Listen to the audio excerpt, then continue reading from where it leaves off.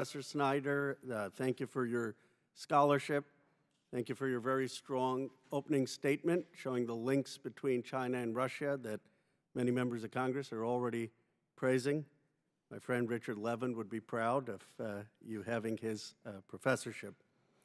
But I want to ask you, just like you linked China and Russia, also about the Middle East. And the reality is that as we consider the security supplemental, these issues all have become interlinked. 56 members of Congress, including Speaker Pelosi and myself, wrote a letter to President Biden and Secretary Blinken asking them to stop any offensive weapons transfer to Israel.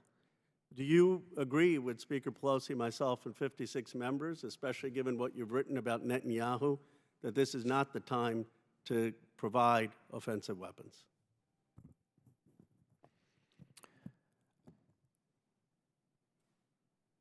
I think that it's a mistake to believe that there's a military solution in Gaza and that everything that can be gained in Gaza by military means was gained long ago, and that the administration should be using every possible leverage to secure a political solution, including and not limited to the recommendation that you make.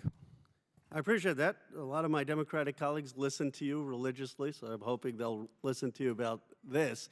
One of the things some of us who've signed that letter have said is have a clean vote on Ukraine. I support it. Most people support it. I think you'd get a total Democratic caucus supporting it.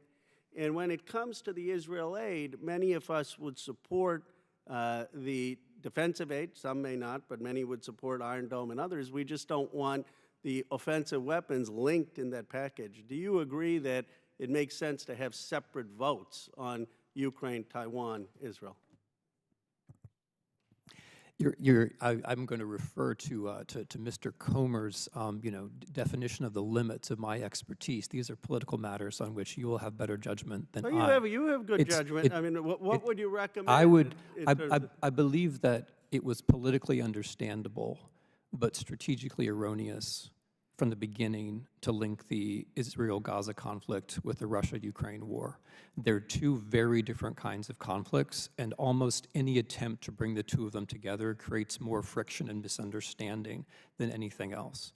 So while I believe that Israel had to be supported after October 7th, after the horrifying terrorist attacks in Israel, it was a mistake politically, I believe, to link that to an event of an entirely different category, which is the largest land war in the world taking place, the largest land war in Europe since 1945, an encounter of two states, one of which has the second largest military in the world.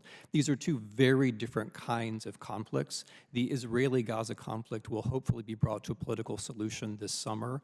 The Russia-Ukraine war, on the other hand, is an interstate conflict which will be won or lost on the battlefield and which requires an entirely different kind and a more serious kind of American engagement over the long run. So if you ask me as an American citizen and as an expert on the region, this is what I think. They're two very different kinds of conflict, and thus far, I believe politically, linking the two has made it harder rather than easier to pass support for Ukraine, and that has had terrifying costs.